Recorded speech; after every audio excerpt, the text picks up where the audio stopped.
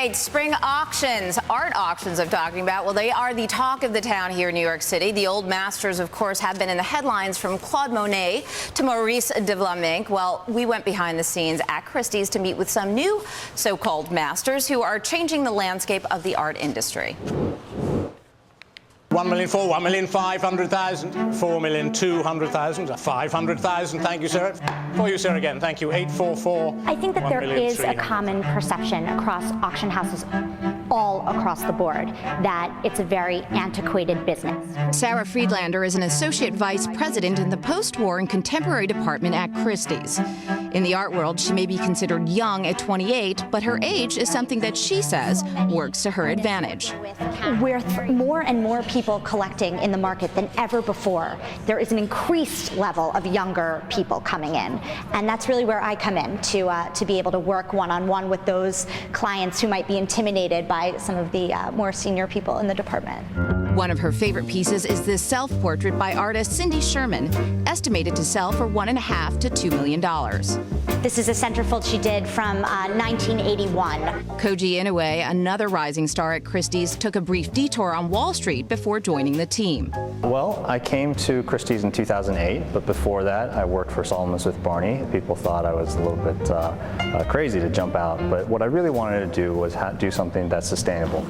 That said, Koji's experience on Wall Street has lent itself well to the art world. $500,000. What I found most interesting on a trading room floor and on an auction floor is that effectively we are minting currencies. And one of the themes that we've talked about in the last year is this sort of demand for riskier assets as people are searching for yield. Are you finding that money ending up in art? I would be remiss to say it's not. Certainly art is a wonderful store of value, but yes, with gold prices being what they are today, as well as oil prices coming well over $100 a barrel now, we're seeing this sort of inflationary hedge movement in the art market. For you, sir.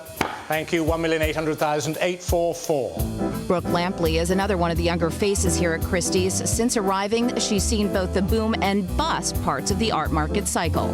I was lucky to come here when I did, and I have ridden an incredible wave, including selling 4 amazing restituted Klimt paintings. A year ago, next week, we sold the Brody Picasso, which sold for $106.5 million and was the single most expensive work of art ever sold at auction. So it's difficult to say that this is in any way a bad time. And I don't think it is. I mean, going into these sales, I think the market is as strong as I've seen it in the past 7 years. Called S-shaped. Maxwell Graydon Carter is the youngest of the bunch.